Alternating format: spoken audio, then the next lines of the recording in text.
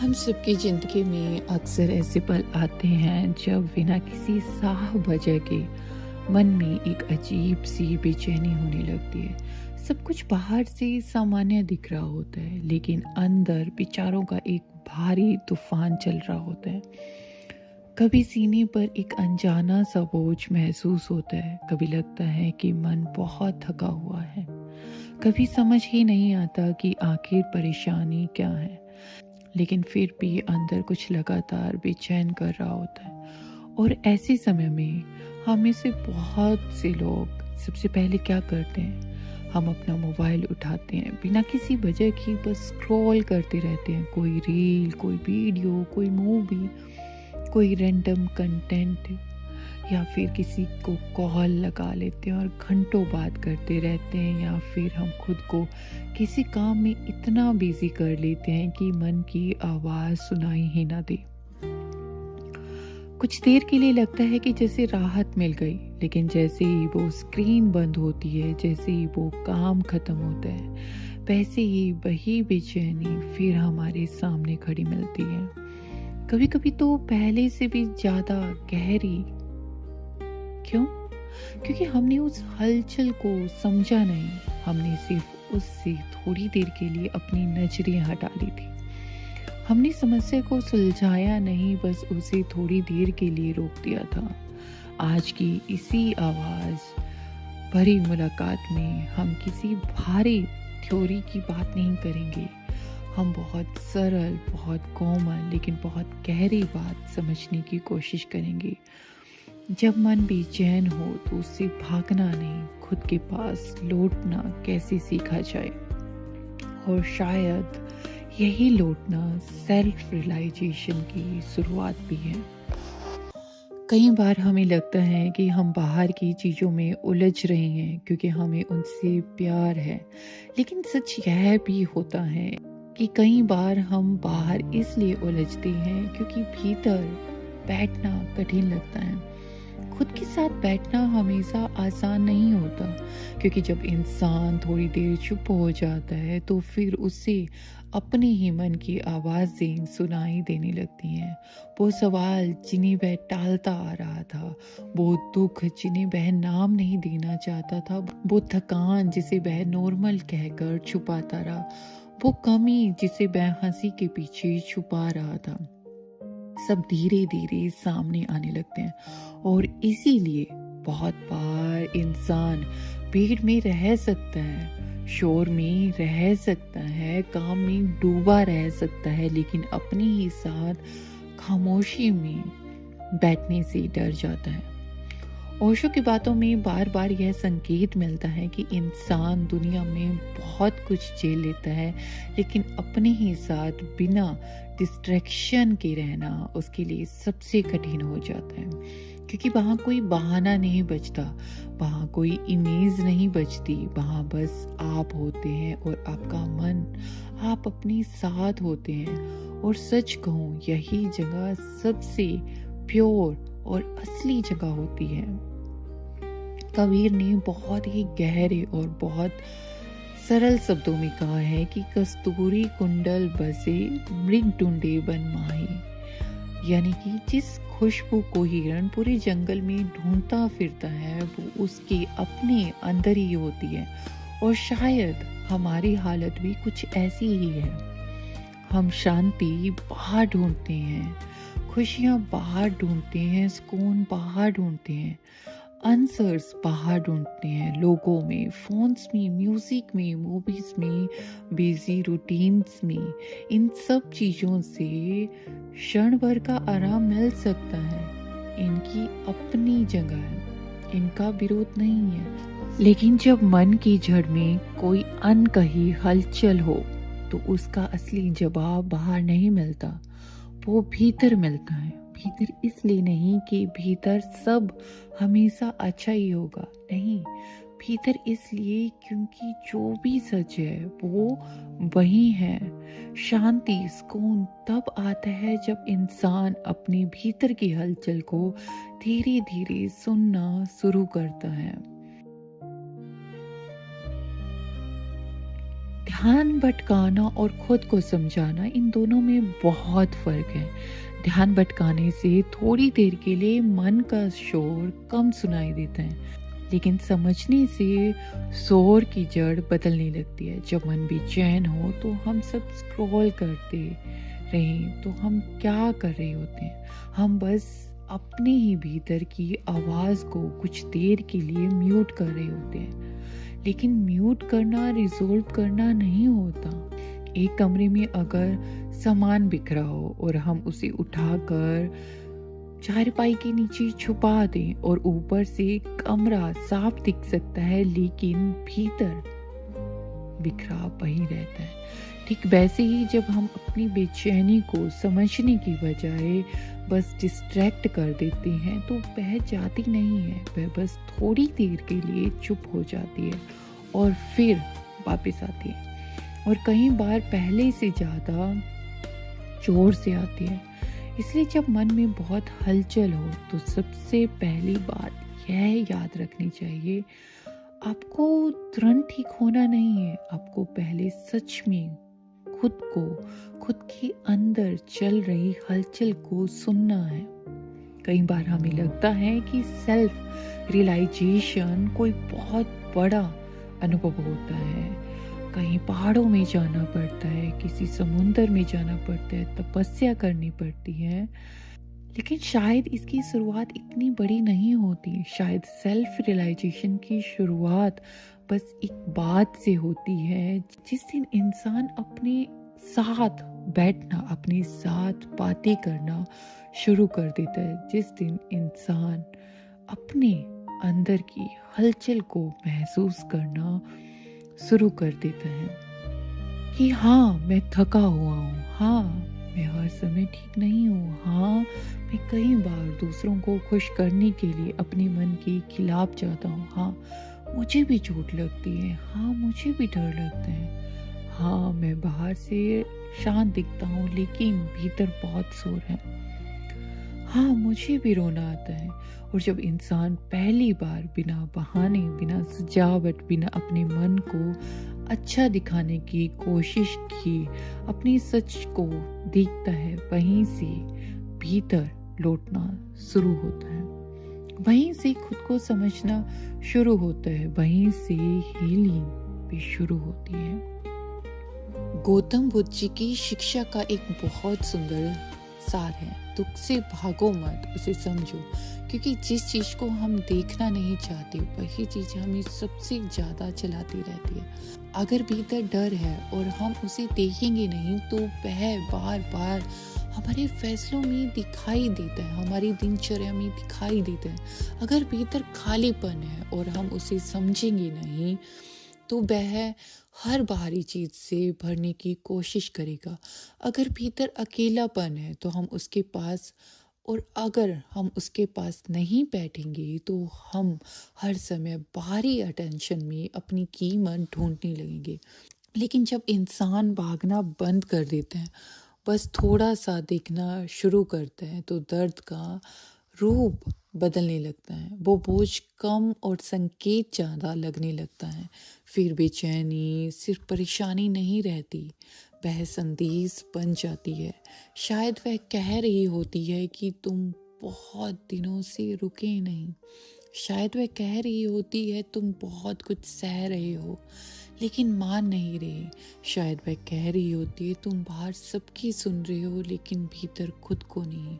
और यही सुनना धीरे धीरे मन को शांत करना शुरू करता है। अब यह बात बहुत अच्छी लग सकती है, लेकिन अगर कोई पूछे कि इसे सच में किया कैसे जाए तो उसका जवाब भी बहुत सिंपल है। जब भी मन बहुत बेचैन हो तो तुरंत कोई सॉल्यूशन ढूंढने मत बैठिए।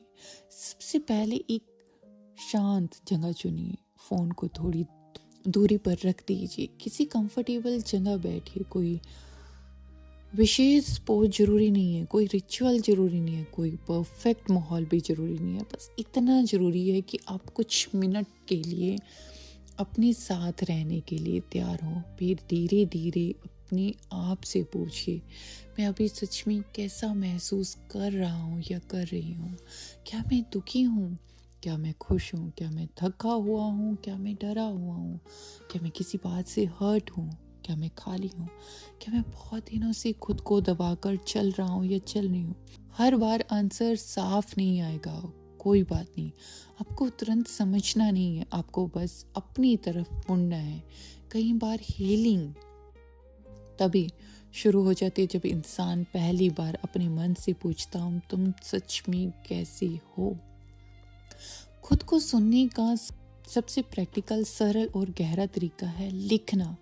जब मन में विचारों का तूफान हो, जब कुछ समझ में ना आए, जब बेचैनी बहुत हो, जब शब्द भीतर अटके हुए, तब एक कागज लीजिए या एक डायरी और लिखना शुरू कर दीजिए। यह मत सोचिए कि भाषा सुंदर होनी चाहिए, सेंटेंस सही होना चाहिए, ग्रामर सही होना चाहिए, कि जो लिखेंगे वह किसी को दिखाना है। नहीं, यह लिखना है खुद के लिए, किसी और के लिए नहीं। यह लिखना है अपने अंदर, अपने भीतर गहराई तक पहुंचने के लिए। जो भी मन में आ रहा है वैसा ही लिखिए। अगर आप लिखते हैं मुझे समझ में नहीं आ रहा कि मैं बेचैन क्यों हूँ, तो वही लिखिए। अगर लिखते हैं मुझे गुस्सा है, तो वही लिखिए। अगर लिखते हैं मैं थक गया हूँ या थकी हुई हूँ, तो वही लिखिए। शब्द उल्टे सीधे हो सकते हैं, उलझे सुलझे हो सकते हैं, उन्हें वैसे ही रहने दीजिए। उनको परफेक्शनिज्म की ज़रूरत नहीं है, उनको ग्रामर नहीं देखनी, उन्हें बस आपके अंदर की आवाज़ देखनी है। आपको पता ही नहीं चलेगा कि आपने कितने गहरे शब्दों को उन पन्नों पर उतार दिया है। और तब तक लिखिए जब तक मन थोड़ा हल्का ना होने लगे, तब तक जब तक भीतर की गांठ कुछ ढीली ना पड़े, जब तक आपको अपने ही शब्दों में अपनी ही हालत साफ ना दिखाई देने लगे। कई बार ऐसा होता है कि लिखते लिखते हमारे भीतर का शोर धीरे धीरे कम होने लगता है। जो बात भीतर धुंधली थी वह कागज पर आकर साफ हो जाती है। जो इमोशंस भीतर भारी थे वह बाहर आकर हल्के हो जाते हैं। और कई बार जिस आंसर को हम बाहर ढूंढ रहे होते हैं वह हमें अपने ही लिखे हुए शब्दों में मिल जाते हैं। अगर आपको डर है कि कोई देख ना ले हमारे लिखे को, तो आप उनको फाड़ कर डस्टबिन में भी डाल सकते हैं या जला सकते हैं, बट आपका मन डेफिनेटली हल्का हो जाएगा। क्योंकि जब विचार सिर्फ दिमाग में घूमते रहते हैं तो वो एक उलझे हुए धागे जैसे लगते हैं। एक ही बात बार बार बार बार बार बार एक रिपीट टेलीकास्ट की तरह चलती रहती है। लेकिन जब हम उन्हें लिखते हैं तो वे अपना आकार लेने लगते हैं।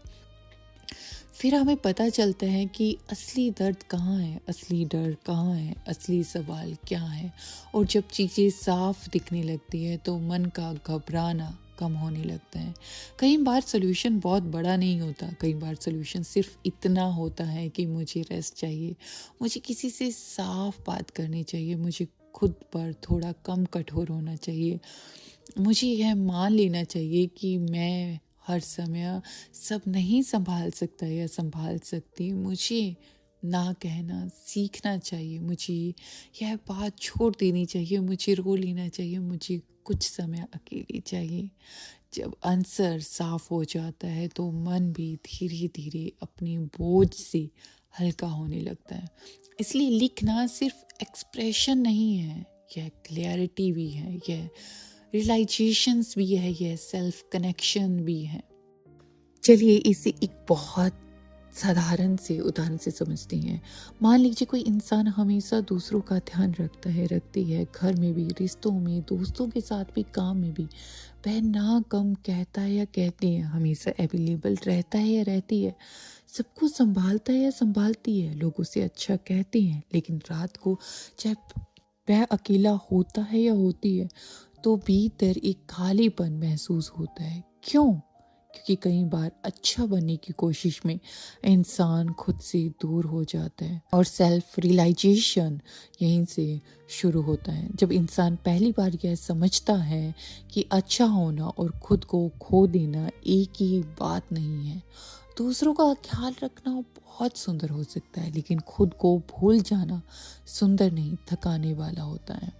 इसलिए खुद के साथ बैठना सेल्फिश होना नहीं है, यह जरूरी है। यह अपने मन को उसका राइटफुल प्लीज देने के लिए। धीरे धीरे जब इंसान अपने साथ बैठना सीख जाता है, अपने मन को सुनना सीख जाता है, अपने इमोशंस को दबाने की बजाय उन्हें समझना, उन्हें सुनना सीख जाता है, तो उसके भीतर एक बहुत ही ब्यूटीफुल बदलाव आता है। वो और ज़्यादा काइंड हो जाता है, और ज़्यादा इंसानियत से भर जाता है। उसके अंदर प्रेम जाग उठता है। वो बाहर हर चीज़ में प्रेम ढूंढता है, हर इंसान में अच्छाई ढूंढता है, पॉजिटिविटी ढूंढता है। उसको बाहर की चीज़ें कम इफ़ेक्ट करती है, उसे लोगों की बातें कम इफ़ेक्ट करती है, और फिर उसे हर खाली पल में बाहरी शोर की ज़रूरत कम होने लगती है। फिर उसे हर बेचैनी में फ़ोन की ज़रूरत नहीं पड़ती। फिर उसे हर दर्द में बाहरी वैलिडेशन की ज़रूरत नहीं पड़ती। फिर अकेलापन धीरे धीरे अपनेपन में बदलने लगता है, एकांत में बदलने लगता है। फिर खामोशी डरावनी नहीं लगती, सहारा लगती है। फिर अपनी कंपनी भारी नहीं लगती, घर जैसी लगती है। और सच तो यह है कि जब इंसान अपने साथ रहना सीख जाता है, तो बाहरी अट्रैक्शंस की पकड़ धीरे धीरे कम होने लगती है, क्योंकि फिर वह हर समय बाहर कुछ खोज नहीं रहा होता है। वह भीतर अपनी साथ जुड़ना सीख रहा होता है। अगर आप इस पूरी बात को बहुत प्रैक्टिकल तरीके से अपनाना चाहते हैं, तो आज से ही बस इतना कीजिए। हर दिन 5 से 10 मिनट, 15 मिनट सिर्फ अपने साथ रखिए, अपने लिए रखिए, जब आप सिर्फ अपने साथ टाइम स्पेंड कर सके, बिना फ़ोन के, बिना किसी डिस्ट्रैक्शंस के। उस समय बस आप अपने साथ ईमानदार रहिए। अपने से क्वेश्चंस पूछिए कि आप कैसे हो। फिर जो भी मन में आए उसे लिख दीजिए। अगर कुछ नहीं लिखना आ रहा तो सिर्फ यह लिखिए, आज मेरे अंदर क्या चल रहा है, मैं कैसा महसूस कर रहा हूँ या कर रही हूँ। फिर रुकिए, लिखिए। रोना आए तो रोइए, कुछ समझ में ना आए तब भी लिखिए, उल्टा फुल्टा लिखिए। फिर अंत में अपने आप से एक छोटा सा सवाल पूछिए, मुझे अभी सच में क्या चाहिए? आराम, माफ़ी, सच, चुप्पी, कोई लिमिट, या खुद अपना साथ? अगर कोई आंसर ना मिले तो भी ठीक, लेकिन यह प्रैक्टिस धीरे धीरे आपको अपने भीतर ले जाएगी, आपको आपके साथ एक गहरे रिश्ते में जोड़ देगी, सबसे ब्यूटीफुल दोस्त के रिश्ते में। और फिर वही इस पूरे सफर का पहला दरवाजा होगा, आपका अपने लिए, खुद के लिए। तो अगर आज कोई पूछे कि खुद के पास लौटना क्या होता है, सेल्फ रियलाइजेशन की शुरुआत क्या होती है, तो शायद मैं बस इतना ही कहूँगी कि यह कोई चमत्कार नहीं है, यह कोई अचानक होने वाला जादू नहीं है, मिरेकल नहीं है। यह बस एक बहुत ईमानदारी से, शांति से की गई शुरुआत है, जहाँ इंसान अपने आप से भागना थोड़ा कम कर देता है, जहाँ वह अपने मन की हलचल को दुश्मन नहीं मानता, जहाँ वह डिस्ट्रैक्शन से ज़्यादा अंडरस्टैंडिंग को चुनता है, जहाँ वह अपने भीतर की आवाज़ को पहली बार सच में सुनना चाहता है, जहाँ वह थोड़ा बैठता है, थोड़ा लिखता है, थोड़ा रोता है, थोड़ा समझता है, और धीरे धीरे अपने ही भीतर एक शांत जगह खोज लेता है।